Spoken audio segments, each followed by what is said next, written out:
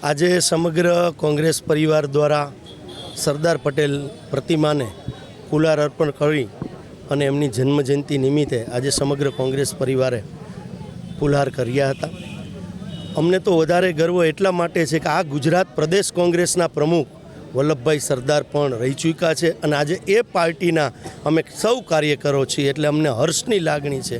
પણ વર્તમાન સમગ્ર ભારતની અંદર જે બંધારણને વાચા આપવાનું કામ કર્યું હોય તો માન્ય લોખંડી પુરુષ સરદાર પટેલ સાહેબે કરેલું હતું।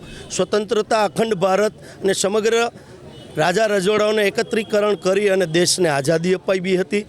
પણ આજે દુઃખ સાથે કહેવું પડે છે કે લોકશાહીની અંદર ભારતીય જનતા પાર્ટીની મોટી સંખ્યામાં આજે સરદાર પટેલની પ્રતિમાને ફુલહાર કરાવવા આવ્યા છે, સારી બાબત છે। પણ આજે દુઃખ સાથે મારે કહેવું પડે છે કે અમદાવાદની અંદર ક્રિકેટ સ્ટેડિયમનું નામ સરદાર પટેલના નામે હતું, તો એ નામ હટાવીને કોના નામે કર્યું છે?